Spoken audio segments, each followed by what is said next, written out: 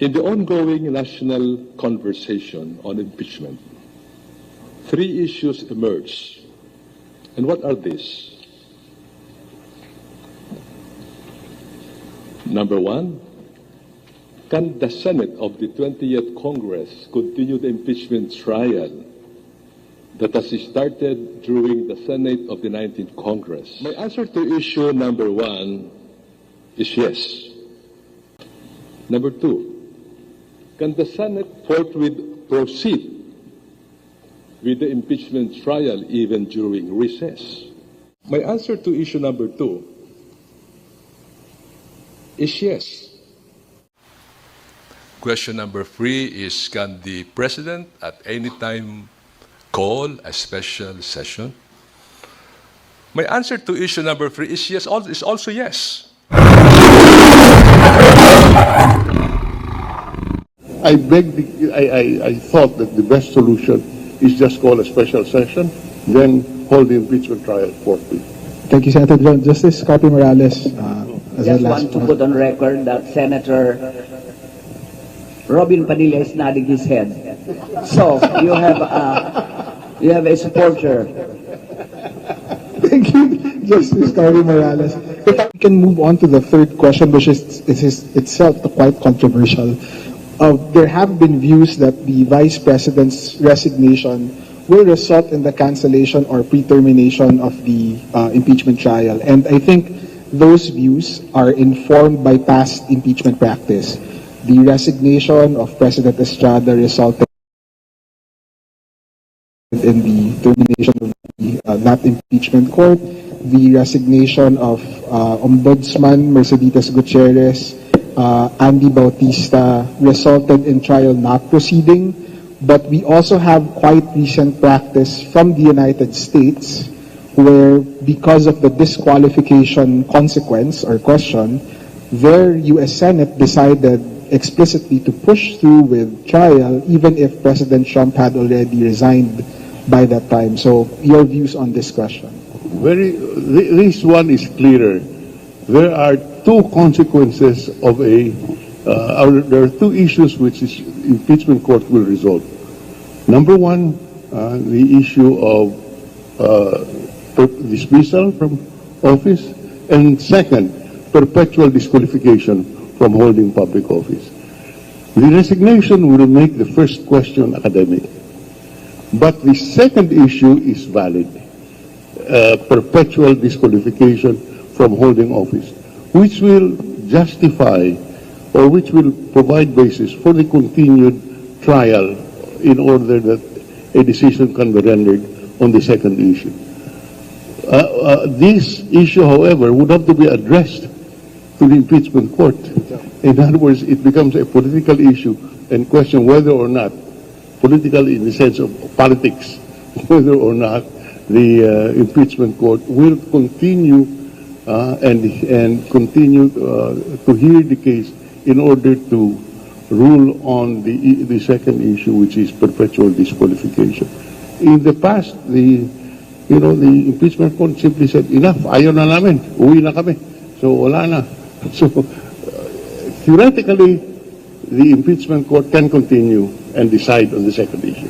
But that's in theory. Senator President Duran, before I go to the other panelists, I think your experience here would be very valuable since you're the only one in this room who has decided an impeachment trial, especially the one in 2001, where the Senate decided to terminate the trial once President Estrada stepped down from office. Would you be able to share to us the reasons why the Senate decided to pre-terminate the trial instead of continuing to that question of disqualification?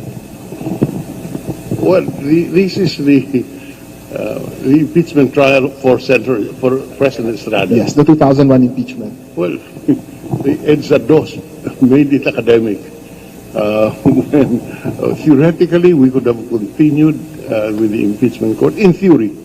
But given the political situation at that time, I don't think it made sense for us to continue the impeachment court. We could have argued that the impeachment court should continue to exist to tackle the second issue, but we, under the circumstances then, we said no more, enough.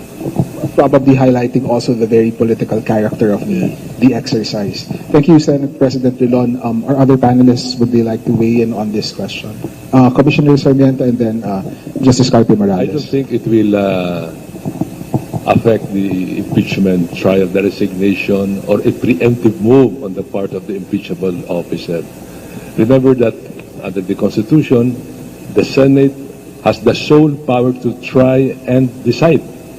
In other words, it's up to the Senate. It's a political question. And one Supreme Court decision said, because of that sole power, it's hands off for us to interfere. It's purely a political question on the part of the Senate. Thank you. The Supreme Court cannot compel the impeachment court to continue being in session and try the second issue, which is perpetual disqualification. Thank you, Commissioner Sarmiento and Senate President Rilon. Justice Carpe Morales, your views, please.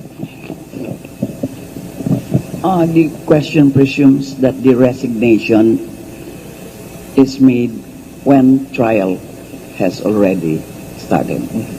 Because if not, like the case of Andy Bautista and Mercedes Gutierrez, they were scot-free because I share the consensus that resignation when trial has started would not necessarily call for the dismissal of the articles of impeachment, because as intimated by Senator Drilon, impeachment is not for the protection of the respondent.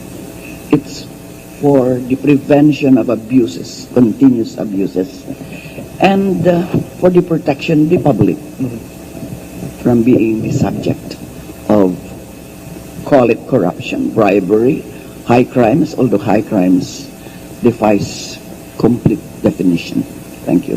Thank you. Prof. Gwen and Prof. Ted, your views, please. I agree. That particular question is again addressed to the Senate. So the Senate may decide to continue with the trial even though the impeachable officer or the impeached officer, so long as trial has already commenced, even if that official has already resigned. I think even for other public officials and employees, if there's an administrative case that's already pending, it will not be dropped just as a result of a resignation. Thank you, Prof. Ted. Concur. I just clarify the administrative aspect of the case. An employee or official may resign if he or she wishes to, but if the employee or official resigns to jump the guns, in other words, aware of the impending filing of a constitutive case, even if an administrative case has not been filed, he can still be within the jurisdiction, administrative jurisdiction of whoever is in charge of him or her. That's a very important Just point. in theory, even if the impeachment court has not been constituted, even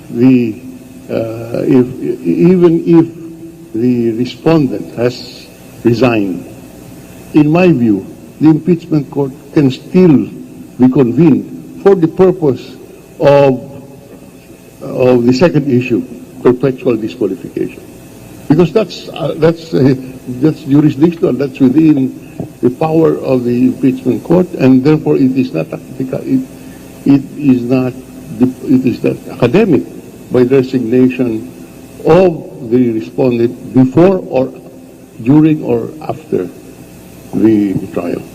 Justice How Carpe come, Morales.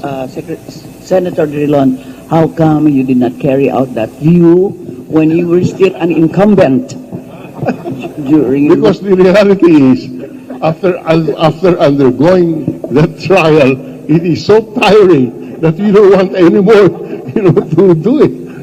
Having sessions morning and afternoon is not easy, especially, Then let's have senators who are young so that they'll not be enervated. That's why I'm not running anymore. As a 10-year-old political nerd, then Senate President Ron, that was my political awakening, that impeachment trial in 2001. So I think for the information of our audience, the reason why this was brought up was it keeps getting raised in media interviews concerning what happens, can she avoid disqualification? Can the Vice President avoid disqualification if she just resigns? Because the impeachment trial would not proceed anymore. And I think there's some consensus here that there is a second consequence to impeachment, which is not just removal, but also disqualification from office. And a unique feature of that is that unlike any other penalty in law, that disqualification from office is actually not pardonable. So it's a very high penalty that the Senate can impose as representatives.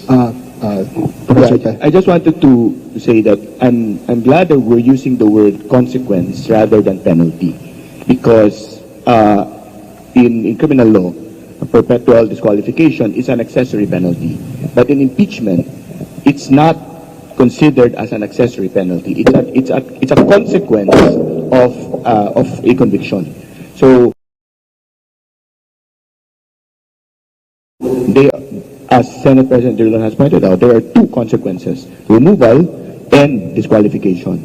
So while the resignation may actually preempt the removal should the conviction happen, the perpetual disqualification remains a live and pending issue. And so should that happen, it should not be treated simply as an accessory to the main penalty or consequence. That's why I don't want to use the word penalty, because it shouldn't be used. Unfortunately, we use the word conviction, which tends to mislead, because if we're thinking criminal law terms, conviction carries a penalty. But it does carry the two consequences, which are separate and distinct. The second point I'd like to make is because carrying out the trial despite resignation of an impeached public official just to determine the disqualification is consistent with the purpose of impeachment, to ensure accountability, because otherwise mootness will just simply sweep that down the road, right? It will just remove every attempt to make a public official accountable. The public official evades the removal and also evades the disqualification, while impeachment really is the constitutional last resort for as far as these officials are concerned. The offenses are so grave as to merit impeachment as a way of removing them, and therefore we cannot just simply say by rendering it moot by resignation, even the aspect of whether this person could ever be allowed to hold public office would simply be swept away. So I would support that consensus, but would want to point it out that because of the consequence of just using mootness, we really should disabuse, right, the public of that particular consequence, that it is simply an accessory to removal. It is not. These are two separate and distinct consequences. The principal consequence of that